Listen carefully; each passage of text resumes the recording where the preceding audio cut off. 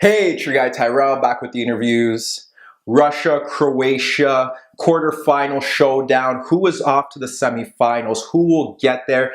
Can Croatia go one step further to proving those right that think they could win? Will Russia provide another upset? And if so, how will they do it? Don't worry, here at the interviews, we've got you covered. So on this edition of the interviews, we're going to preview Russia against Croatia.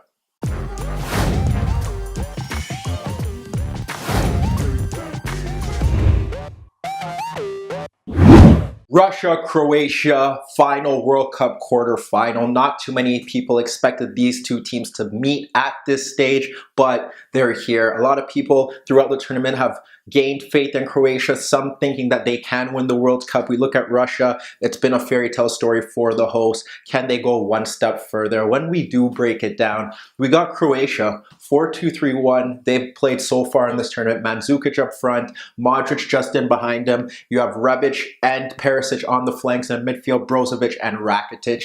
When you look at how Russia's going to line up, we don't really know how they are going to go about it because against Spain, they played 5-4-1. They had Samedov and Golovin on the flanks. They went with Kuzyev and Zobnin in midfield. Obviously, Mario Fernandes and Zhirkov as wingbacks. Zhirkov doesn't look like he is going to be fit, and they stuck with Dzyuba up front. So how does Russia approach this game? You have to think about it. Croatia struggled to create chances from open play. It's been a theme of their tournament, like many teams throughout the tournament. They don't know how to find space between the lines. There's far too often the midfield is too deep and Modric dropping deeper. There's no real link between midfield and attack. They can't get Mandzukic crosses into the box. Rebic and Perisic just aren't cutting it for them in terms of goal scoring. So when you look at it from open play, they're just not that team. However, when you look at Russia and the way they defend against Spain, this could be an approach that they stick with. Why wouldn't they stick with it? They beat Spain with it. They know Croatia struggled to break down teams. Why not do that and then possibly try and play on the counterattack and get Dzyuba going forward, get Golovin to play off him, Samedov to play off him. This is a really realistic chance that they should go with that. However, if they do go to a back four, you would possibly see Dzyuba up front, Golovin just in behind him, Cheryshev and Samedov in midfield, and then on the flanks, then in midfield, you would go with Zobnin, and perhaps Kaczynski comes back into the play. That isn't bad. What happens here is that Kuzyev is going to come in because Zhirkov isn't available, and now they can have Dzyuba hold off the center backs, try and get him into play with Golovin, and then try and get the wide players to run at Strinic, to run at Vrsaljko. But it's a way they can go about it. They could defend in a 5 and then hope that Croatia can't break them down in that aspect. But when you have Fernandes breaking forward and then what you get from the left-hand side, it just doesn't seem like they should stray away from what successfully worked against a side that can't break teams down and can only solely play on the counterattack, which leaves us to another talking point is how is Croatia going to do this? Because if they do play in a back 5, then you're looking at a standpoint whereas Mandzukic is outnumbered 3-1. We don't have bodies and we don't need an additional midfielder because they're going to sit off and they're going to press and stay narrow. They covered spaces in that game.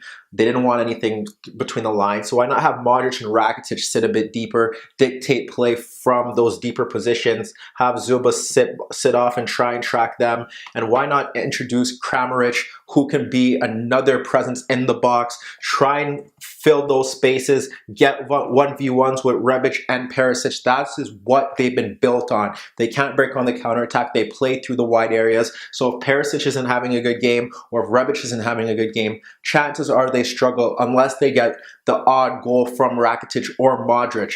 Those two breaking in just doesn't seem like they need an additional midfielder here. Obviously, the threat of the counterattack is key, but if they're going to sit that deep, if they're going to play with a back 5, then why bother? If they go to a back 4 and they play the 4-2-3-1, well then now there's responsibility on Brozovic to ensure that Golovin doesn't really get forward.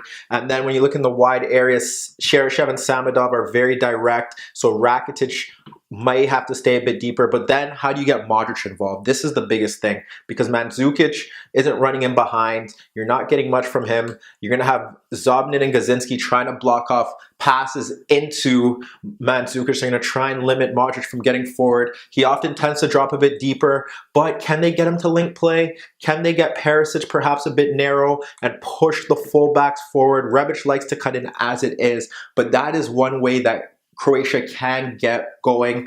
It doesn't seem like they have another plan B. They're short of options off the bench. I could change games. Kovacic could obviously come in, but what more does he offer you than what else you're getting from Modric and Rakitic? That's the key question. So yes, they could dominate the center of the pitch, but what else are they going to get from it? What else can they do to ensure that they create enough goal-scoring chances or create goal-scoring chances to begin with? Because they haven't done it, and it just doesn't seem like Russia will look to push forward and give them the opportunity to play on the counterattack. So regardless of how you slice it, if they could drop Golovin in, have a three-man midfield like Denmark did, and look to play off Zuba because they're going to play long balls into him. He's shown throughout the tournament that he can hold the ball up, he can frustrate center backs, and he could bring his midfield into play. If he could bring Cheryshev into play, bring Golovin into play, that could be a problem for Croatia on the counterattack as well. So that's a big issue. And the final talking point, does Russia bring in Dzagoev? Apparently he's going to be fit, and then they could throw Golovin out left, or they could throw Golovin out right and then stick with Cheryshev.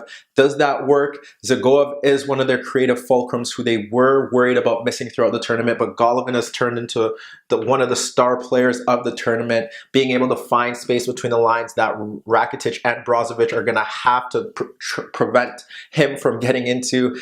And if they could get Dzagoev into that mix as well, that was the starting lineup they went with. It was Cheryshev, who wasn't starting, and they had the balance with Samadov protecting Fernandez, who does like to get forward. So Dzagoev coming in does help them from a creative aspect, but like I said, if they stick with the back five, which I think they should, they have enough defensive discipline and organization to shut this Croatian side out of the game and look to get something on the counter. But if they play a more attack-minded system, who knows what can happen, because they haven't.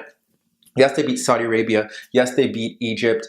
But when they played Uruguay, they struggled on the counter when they pushed fullbacks forward. You saw Suarez break into that space and Cavani, and you could see Rebic and Perisic having the pace to do that as well. They stick to the back five.